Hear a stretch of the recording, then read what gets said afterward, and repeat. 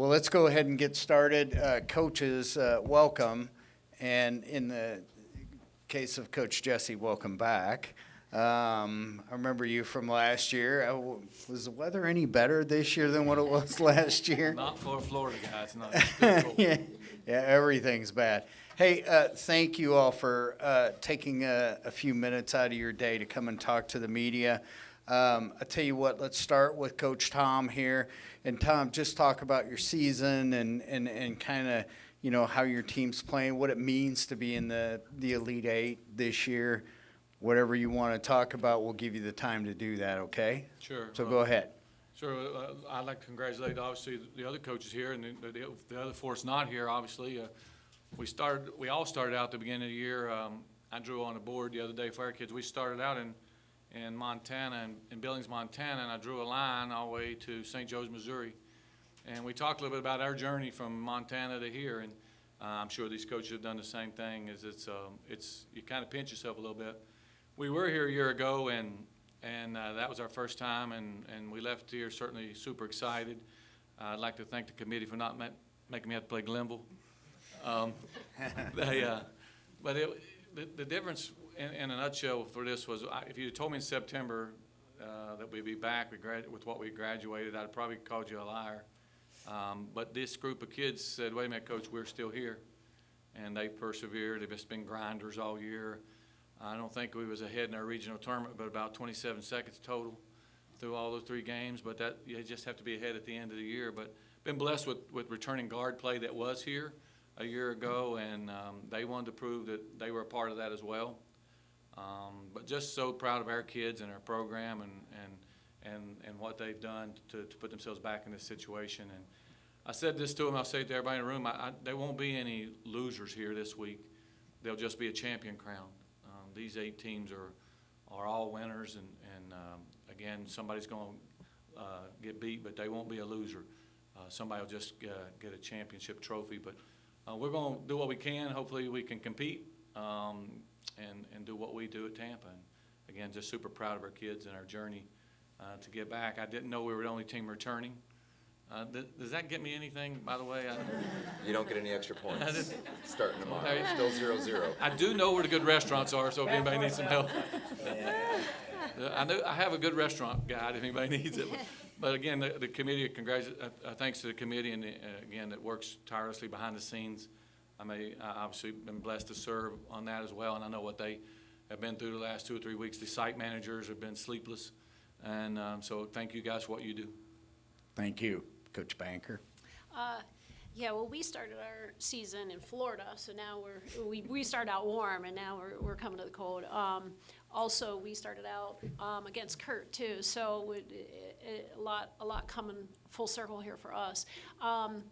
Our players, you know, we're always just one game at a time. It's kind of weird for us though. We have 3 seniors who did go to the Elite Eight when they were freshmen, so.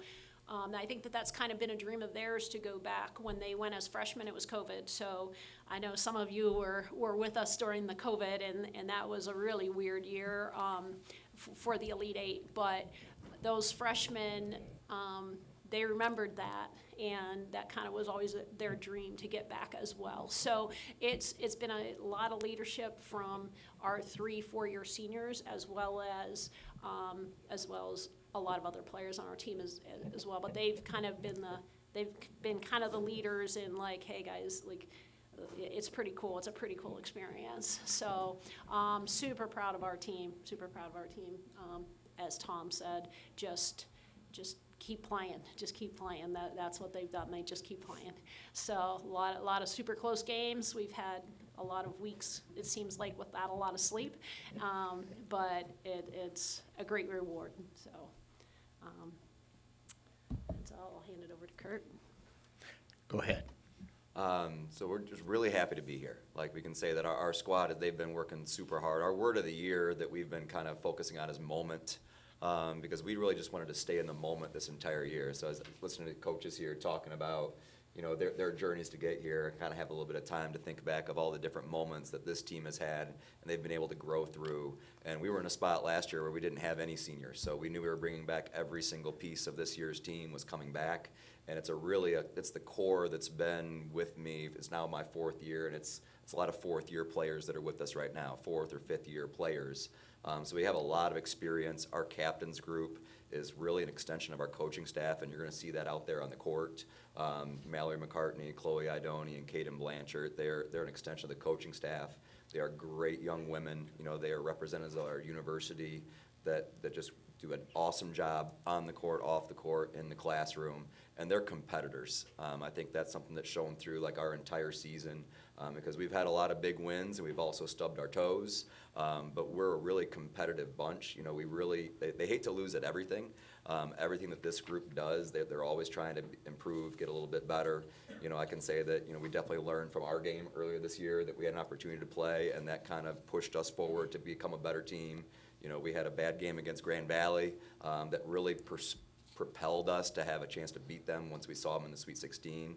So it's just an amazing group of young women that we have that have grown, they persevered, and like this week, just like most of the season, we're just trying to stay in the moment, we're trying to own the moment, and when that moment comes, we're going to try to rise up and meet it, and we got a bunch of great young ladies, and I'm looking forward to you guys getting a chance to watch them compete. Coach Gilson? Awesome. Well, I just want to say thank you, first of all, to the committee and to the City of St. Joseph, because this is a first-class event, and this has been amazing since the time. Actually, we got to the airport. Southwest Airlines did some special stuff for us in Dallas, and then stepped foot in Kansas City. So thank you all so much. Our team as well started off in Montana, at Montana State Billings, and it was an incredible experience. Actually, 4 of the teams that were in that tournament are also in the Elite Eight. So if you can imagine going into that tournament, the Tip-Off Classic, you have no idea what to expect from your team. And I was blown away by our team, and we played some great competition. We had MSU Billings, we had Mankato, and then University of Mary. And so they were all 3 really, really close games. And we were able to come out on top, and I think that's just a testament to how our team started the year, our leadership.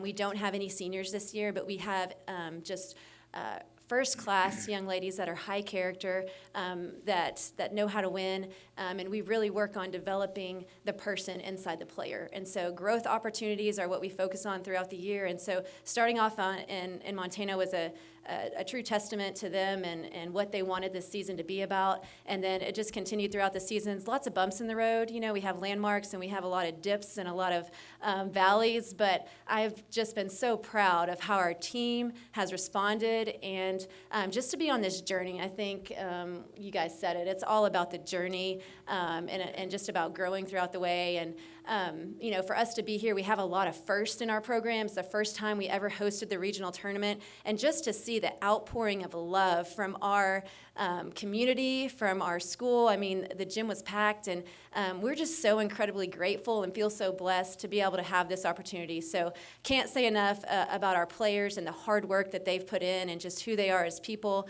And we just don't want our season to end, and that's kind of just been something that this team is really close. We're a very tight-knit group, and so just wanting to make the most of every opportunity and just enjoy every moment. Okay, thank you, coaches. I think we're going to take some questions now. So if anybody has any questions, let me know. We're going to ask that you speak into the microphone because we're trying to record this. I think Tommy has one.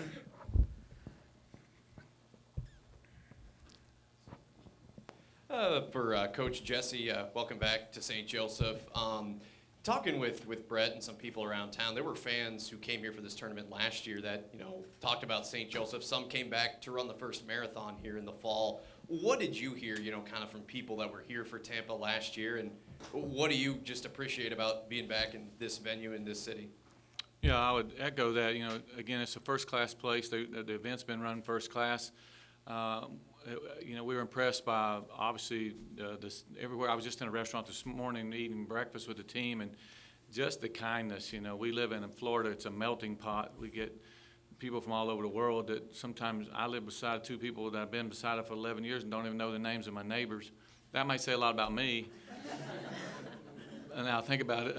Can I delete that maybe? But that I think it tells you. And I come from a small town in West Virginia where this is who we are. This is what you see out there. And I think our girls have really grasped that because they don't get a chance to experience that either. We went to Montana, as we said, and same concepts. When we step out of our comfort zones and we take these young ladies out to places like this, they get a chance to see the kindness and the extension of the communities that are there. And so, that's what they talked about the veterans returning, told the young kids that had not been here as they asked, hey, what's it going to be like when we get there?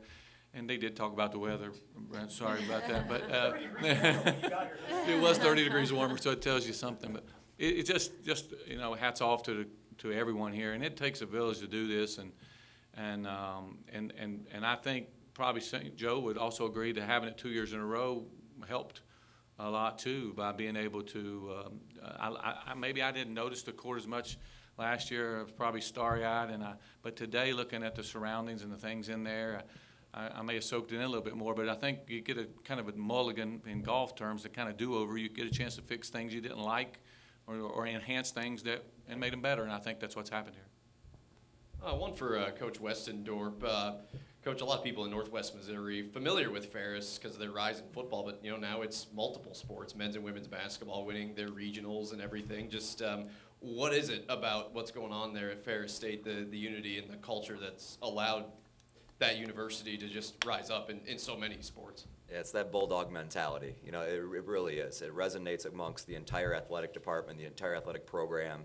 We've been fortunate in the last couple of years to have a few facility upgrades, but we were always that team that might not have had the biggest, the baddest, the nicest things, and it kind of gave us a little bit of a chip on our shoulder because we're always competing with our rivals down the road that have everything. So it really does instill that competitive spirit, and in the last couple of years, we've been able to really move things forward, have a brand new awesome weight room, and it's nice that we're rubbing shoulders with the football team. We're rubbing shoulders with the volleyball team. When we're traveling in conference with men's basketball, we're traveling on the same bus. I think if you keep surrounding yourself with winners, you see how winners act, and we kind of know how to do things the right way in pretty much every program at Ferris State. So it definitely rubs off, and you walk down the hallway and you see the national championship trophies, you see the signage, you see all those things, and you definitely want to be doing your part, and everyone's got to support everyone. When we were getting on the bus, getting ready to leave, Tony Anise, our football coach, is right there. He's the last person to give every girl a hug and wishing us luck as we're going out the door, and that's special. It takes those kind of people, to keep pushing our programs forward, and we've been really fortunate to have those great people. This is a question for Coach Banker. You guys are a program that's boasting one of the top scorers in the nation in Alana Page. What is about her that makes her so special of a player to coach and have a part of your team, and how is she embracing this opportunity to play in the Elite Eight? Yeah, Alana's fantastic. Just one of the most humble people you will know. Her teammates love her, and she's always giving everybody else credit. And this year she has really stepped up from the scoring end of things, and but just a fantastic person. And she's so excited to be back. She's one of the ones that went as a freshman, so to be able to help lead her team back here. But yeah, just a really humble, really cool kid. For Coach Chilson, kind of the same sort of question for you. What do you see from her on film as you guys start to prepare for a player of her caliber? Yeah, she's just a prolific scorer. I mean, she can score in so many ways with a hand in her face. She just knows how to put the ball in the basket, and she's just so quick and athletic that you can see why she gives so many teams issues. Yes, she does. Yeah. Any other questions anybody has? Okay, really? Go ahead. Wow, sorry. Coach Dilson, Yes. we've talked consistently kind of about the resilience of this team. You brought up, starting in Montana, just kind of everything we've seen paired with the selflessness of the team. So can you just talk about those key words and how you've seen those as kind of cornerstones of this team that have brought us here this week? Sure. A lot of our team is all about trusting each other, having confidence in each other, And we have an acronym called CASE, and we just talk about the consistency, being accountable, being selfless, and being just in a welcoming environment. And I think that our players really display that on the court and off the court. Probably the most selfless team I've ever coached. A lot of times I'm saying, please take the shot, but I love who our players are and how they share the basketball, and I feel like that's when we're at our best. But yeah, I think trust and confidence are huge words for us, and then that acronym CASE. And then at TWU, obviously one of our main university focuses is empowering women. So I know the tournament has only just started, but what is it like for you just to be able to be, surrounded by amazing coaches? You have Coach Banker up here, and then also just amazing players. See that really empower women aspect. Yeah, I love that mission about TWU, educate a woman, empower the world, and I think our players do an incredible job of on the court, but more importantly off the court, the things they do in the community with their school and their academics. In the fall we had a 3.845 GPA, and I was like, wow. And that's just a credit to who they are, and just that they are the leaders on our campus, and they are doing, like I said, incredible things on the court, but even more off the court, and empowering young women as well. We love when we do our free clinic, and we have all those little girls on the court, and we're teaching them basketball, but we're also teaching them so much more about life.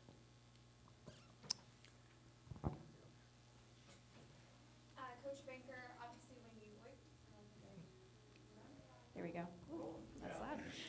Coach Banker, obviously when you guys made it to the Elite Eight in the 2020-21 season, that was your first time, actually getting to play in the NCAA tournament.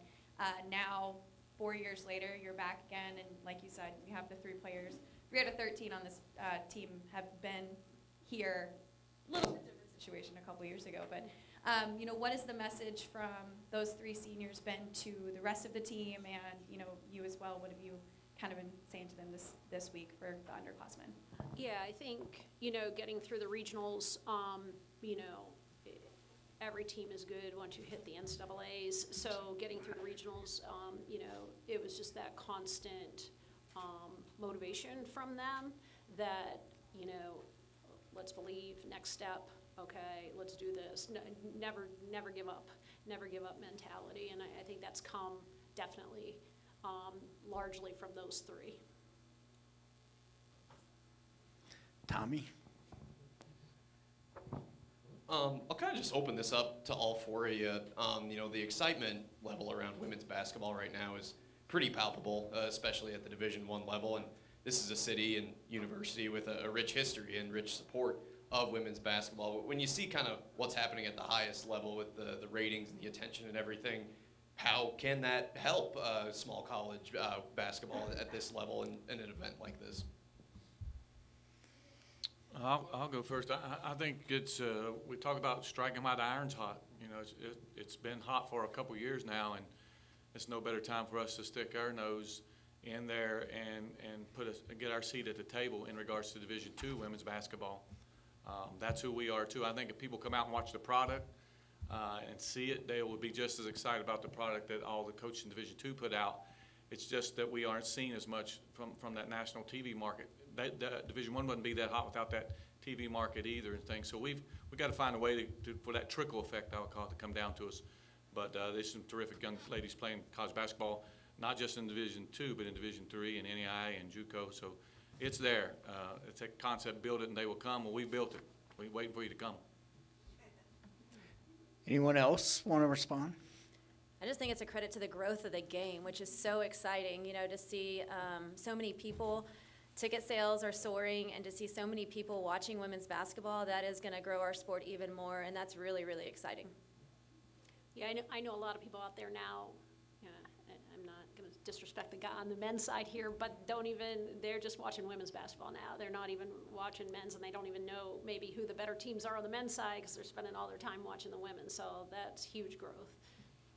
And like you said, the game is getting better. Mm-hmm. I think the product that's getting on the court is getting better and better, and that's a testament to the young ladies that are working their butts off. The coaches that are developing those players, and just you're talking about the macro level, at the micro level. In our community in Big Rapids, you know, we're playing those doubleheader games, and the community is seeing what these young ladies can do, and it's not like the crowd is showing up for the men's game. You know, we have incredible community sport because our girls are getting in those communities, and they're playing great basketball. They're doing both things at the same time, and everyone wants to come out and support those young ladies when they see the talent that they have. They see all that they're pouring into their communities. You know, those communities show up to support them. Anyone else? So I have a coach, or I have a question for Coach Jesse. You know, last year's field was very different than this year's field. I mean, you had the heavyweight Ashland, you had, Minnesota Duluth that was a big team, and then you had Glenville State, and I don't know how to describe them. I'll tell you in a minute. Yeah, Go ahead. okay. I think they substituted 30 players in one game. I counted, but anyway, the different field this year, kind of a different field. Would you agree with that? Yeah, that's a great point. I kind of joked with the committee. Last year was the first time all 8 number 1 seeds had advanced. Yeah. And this year it looked like a Scrabble board because there was only 2, I think, number 1s that advanced. And so I think that says, again, where basketball is at, women's basketball in Division II is at. It's difficult to get here. I think that's what we got to understand. As I said earlier, that's why there won't be any losers here this week. There'll just be a champion crown. But there were some. I have no idea. Honest, I didn't. I'm not on, I promise. Yeah. There were some heavy hitters, you said, but there's heavy hitters this week too. I think that, again, just like last year, Glenville State was the defending national champion who made it Right. back. And the style of play is different with all 8 teams that are here. There's always going to be some common thread among all of us. We still got to score the basketball and guard the basketball, but how you play the game is different with a lot of us. And so, Yeah. but there's still really good basketball here regardless. I blamed it on the committee. I said they just didn't seed everybody right. So, and they didn't like that very well. I'm just kidding about that. But, it is different. I am glad I don't have to play Glenville and play that hockey team substitution pattern. That was the most difficult thing for my kids, was trying to remember who they had because there were so many people coming in and out. But that was their style, and it won for them. Again, somebody here today is going to have a style this week that will win a championship and hoist that trophy. Right. Thank you. Anybody else? Any other final questions? We do have time if you would like to ask. Going once, going twice. Well, I think we're going to end this. Coaches, thank you so much for your time. We sure do appreciate it. And Coach Jesse, it'll be fun to see which team will be unveiled as a champion this week and which style play is. So good luck to you all. Thank you guys Thank for you. coming. Thank you.